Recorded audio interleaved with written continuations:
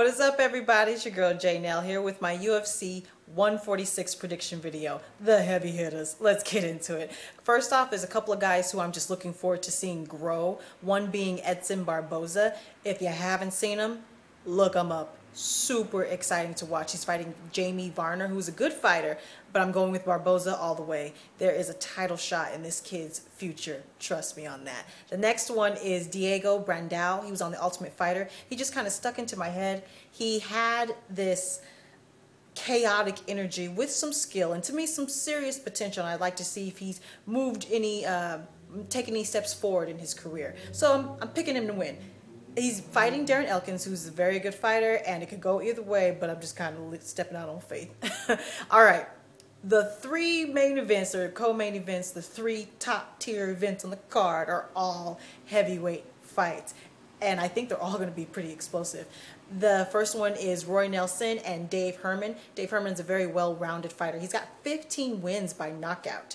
However, he ain't knocking out Roy Nelson. Iron chin. Dos Santos couldn't even knock out Roy Nelson. Roy Nelson's the bigger man, even though he's got the not so big old belly because he's lost some weight, but he's still going to have about 20 pounds on Herman, and could come in even heavier than that. Herman does not want to go to the ground. We all seen what Roy can do on the ground with the crucifix, and plus his jiu-jitsu is just really good. He's very skilled. He doesn't want to go to the ground. I think Roy Nelson's going to take this. So there you go. Next heavyweight fight is Antonio Silva versus Cain Velasquez.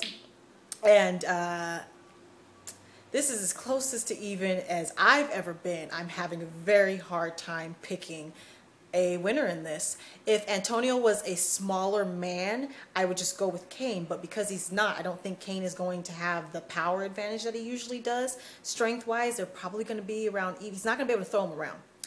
Antonio Silva is a black belt in Brazilian Jiu-Jitsu. Cain is a very good wrestler. They both have developed really good stand-up games too. If I could call a fight even, I would call this fight even. But since I don't do that, I'm going to call it for Cain. And that's it. But this could go either way. It could go all 5 rounds, but I don't think it will. So next up, main event. Junior Dos Santos and Frank Mir. Dos Santos is supposed to fight Alistar Overeem.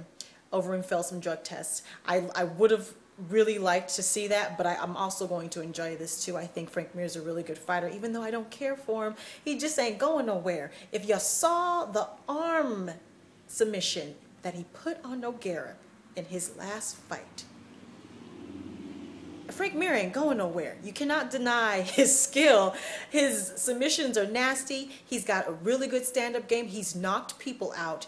He's going to be able to hang with Junior Dos Santos. Now, Dos Santos, if you haven't seen him, look him up. He's the only fighter in the UFC whose punches sound like kicks to me. He hits so hard. Ouch.